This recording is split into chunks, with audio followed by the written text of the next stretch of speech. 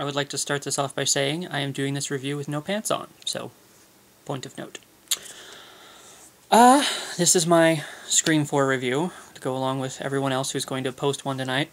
And actually that's an interesting point, talking about the movie, because they take a swipe at, you know, Scream 4 takes a swipe at people who try to get famous off the internet.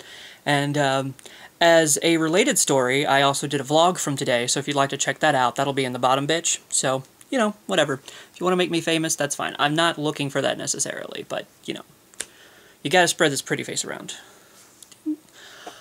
So, actually, yeah, it's updated, you know, obviously, and it does, you know, it does take a popular, you know, swipe at the popular, the hell am I even saying? You know, maybe I should have my thoughts collected before I do this, but I like to do things off the cuff.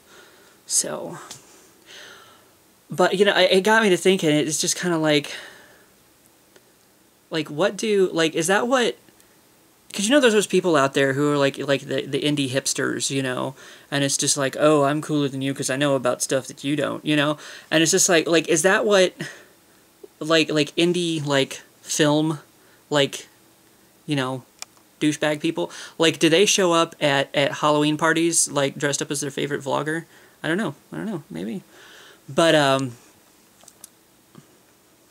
perhaps I should warn anyone who's coming across this video seeing me for the first time. I don't know how to shut up. I really don't, and I apologize. Side stories. Keep me on track. Try to keep me on track. I did, perhaps I should start off by saying I liked the movie. I really enjoyed the first one. I enjoyed the second one. Especially the scene in the taxi, where the only safe place for Sydney and her roommate to escape is the window across from the ghost face killer.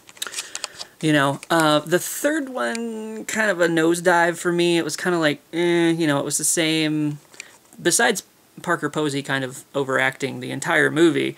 I'm not going to say that's indicative of her entire work. You know, I don't know that I've seen her in anything else. I'm just saying in Scream 3. Overdid it a little bit, Parker Posey, I'm thinking. I'm also doing this holding it with my hand. I should probably have a tripod or something, but so if it gets shaky or whatever, my hand's just getting tired. I was trying to hold an umbrella up in the rain on the walk home, and it was not working out so well. Back to the movie. So, but the fourth one, I was thinking about it in terms of, like, what I would give it on Netflix or something. And as far as on Netflix, I think I would give it 4 stars. I love the movie, don't get me wrong. It just, I felt something was missing. I haven't quite put my finger on it exactly what yet is missing from it. Or something's just a little off. I don't know if it's the trying to give equal time to both the, you know, the new people and the old people. See, that's what I was excited because, you know, a lot of sequels these days, they just slap a name on it and, you know, totally different characters, and they're like, oh, well, Sidney Prescott? Who the fuck is that? Sidney Prescott, you know, this happened to her 10 years ago, and it's happening to us again today, you know, without, like, okay, well, there's your connection, but what else do you have other than that? So I was really appreciative of the fact that not only after, like, I don't even know how many years, we're finally getting a 4th movie that I never thought that I would see, and it has all 3, you know, original stars in it. That's great. I love that. I'm a continuity whore, not gonna lie. Love it. And actually, for those, because I had somebody that was concerned that he's like, oh, I hope they don't bring him back just to kill him off in the first 5 minutes or something. I can guarantee you that is a false concern, because they do a really good job of intertwining, you know, the new people and the old people, you know. Old. Actually, there's a couple things. There's a scene in the beginning of the movie where Hayden Panettiere, I hope I'm saying her name right, I don't really care, she's never gonna see this, but it's fine. She, like, drives by Dewey. She just blows, you know, just blows by him. You know, it's just like the new people are leaving the old people in the dust, you know. I don't know for sure that that's why that scene is, you know, happens that way. But it is kind of, you know, it is kind of, you know, indicative of what they were trying to say of this in this movie, of, you know, the new people are, you know, leaving the old ones behind or whatever. And it's just, I'll try to say more later, because I want to go into like some details. Like if you haven't seen the movie, I don't want to ruin anything for you, but just to say I would love it. I would love it. I do love it. Like, would I stick my penis in it? I don't know, but I'm not saying that'd be love, but it might happen. So, sidetracked. See, I'm trying to like keep talking because I don't want to edit out any, you know, empty pauses or whatever, because I'm just too fucking lazy and I want to get this up. Yeah. I'm 30, but I can enjoy a get it up joke. I really can. That's because I'm cool. So, yeah, I don't really know that there's anything else to say other than just to go into detail. If you want to go see Scream 4, just know that I enjoyed it, but I'm about to go into some details here that maybe you don't want to hear about. The first one might be okay, but anything from this point on, I'm just warning you, if it has my seal of approval as a Scream fan. I'm going to say that. It definitely has a huge stamp of approval as a fan of the franchise. And but if you don't want to learn anything in detail, you might want to just stop now, because I'm about to lay it all on the line. So go. Glad you were here. Thanks for watching. Go see the movie. Okay. Are you still here? Because I am. And my Red Lobster balloon guy is. I have him because I'm cool. See, getting back into the hipster thing. It's like nobody else has that. That's what makes me cool. No, it doesn't, but it's fine.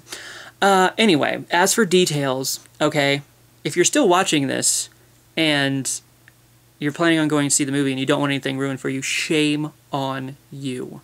Shame on you. I always have friends that like ask me details about movies. Well, what about this? I'm like, I'm not going to tell you. Go watch the movie.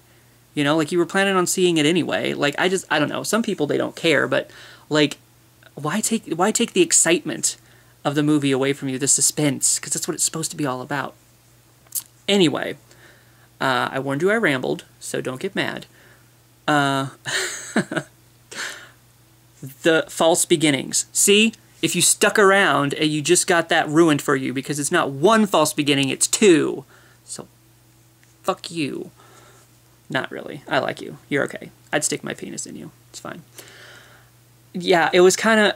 I like that because, you know, I talking to somebody else who... He hasn't seen the movie yet, but he's read, like, reviews of it. The first couple... Because it's just, like, the beginning of the movie is, like, supposed to be...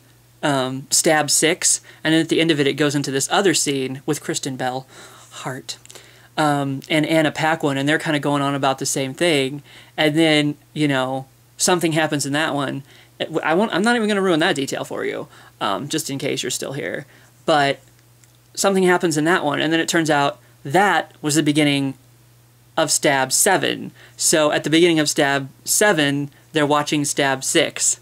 So it's kind of... And then the real movie begins because something else happens, you know, and then, you know, the title screen comes up and it's Scream 4. So, you know, finally, you know, and that's what somebody sitting over beside me, they were like, oh, wouldn't it be, you know, crazy if, like, this whole thing was just like Stab 8 or something? But it wouldn't have Sydney, and it wouldn't have Dewey, and it wouldn't have Gale. And they are really well intertwined because it turns out that Dewey is now the sheriff in Woodsboro, and him and Gale are married, and they live in Woodsboro, you know, and she's having problems being, you know, this small town thing, and it's kind of very, like, I don't know, you know, their real life relationship is kind of mirroring what's going on in here, because they're kind of having issues because Gale's not a reporter anymore. She's a novelist. So she tries to get in there and, like, ask questions, and he's like, I can't share information with you anymore. You're not a journalist. So she's like, okay, fine. I'll just go rogue. You know, that's kind of always her attitude anyway.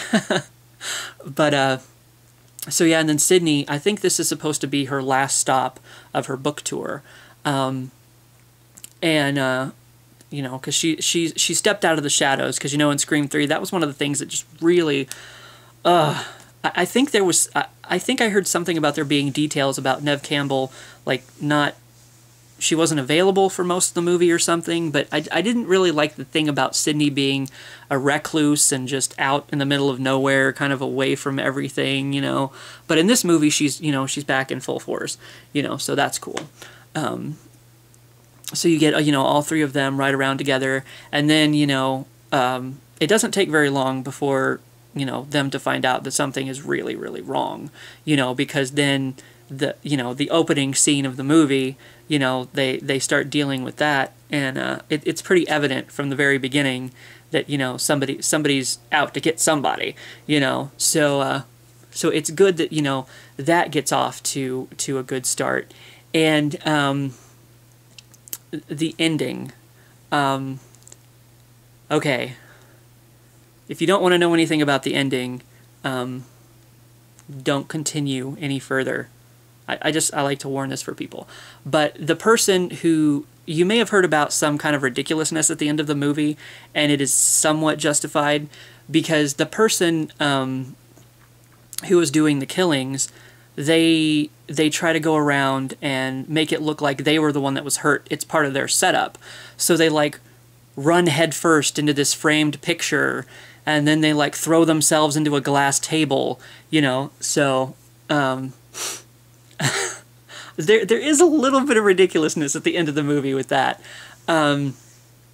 But Sydney's last line, is it her last line ever? Or just her last line of the movie? Maybe one of her last lines of the movie. I don't know. But I love when it all came full circle, and the real point of the movie, I think, comes out at that point, and Sydney's like, you know, like, you forgot the first rule of movie making, don't fuck with the original, or something like that. Like, it's just, it's so great. I like that. You know, I like how the originals, you know, they're still standing powerful, you know, at the end or near the end of the movie, you know. So I found that to be great.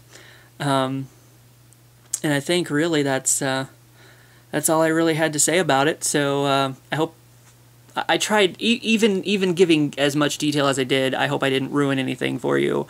But, you know, as Scream fans, you probably saw it tonight anyway. So, you know, it's not like I ruined anything for you anyway. Though I understand wanting to